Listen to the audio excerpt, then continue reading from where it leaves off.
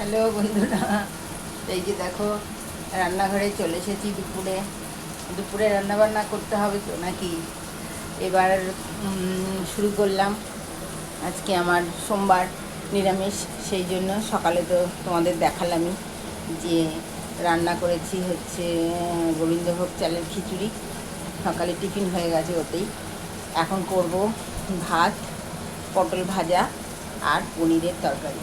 এই যে পনিরটা তোমাদেরকে দেখাতে এলাম। হ্যালো বন্ধুরা, এই দেখো পনিরটা ভেজে নিয়েছি। এইবার আমি আলুটা ভাজছি ফোড়ন দিয়ে। শুকনো লঙ্কা ফোড়ন দিয়েছি, আলুটা ভালো করে ভাজছি। ভেজে টমেটো, আদা, লঙ্কা দিয়ে আমি একটা পেস্ট করব, আর জিরে ধনে গুঁড়ো দেব।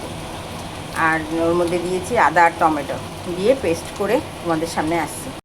হ্যালো বন্ধুরা, এই দেখো আলুটা ভাজা হয়ে গেছে। এবার আমি পেস্টটা দেব। এর মধ্যে একটু গোলমরিচ দিয়েছি বন্ধু, একটু গোলমরিচ দিলে ভালো টেস্ট হবে।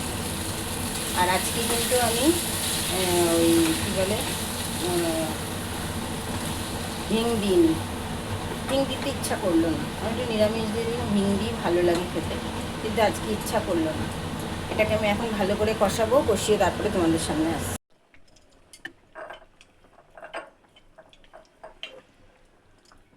হ্যালো বন্ধুরা, এই যে আমি এবার ঘি আর একটু গরম মশলা দিয়ে নামিয়ে দেবো। এদিকে একটু ঝোল রাখবো বন্ধুরা, কিন্তু গরম তো, এই জন্য একটু ঝোল না রাখলে হবে না। বেশি কষা খেলে শারীরিক প্রবলেম হতে পারে। এই যে বন্ধুরা, এই যে পনিরে টেনে নেবে ঝোলটা, পনির আর আলুতে। এবার আমি 5 মিনিটের জন্য স্ট্যান্ডিং টাইমে রাখবো, রেখে ঢেলে তোমাদের ফাইনাল লুকটা দেখাচ্ছি।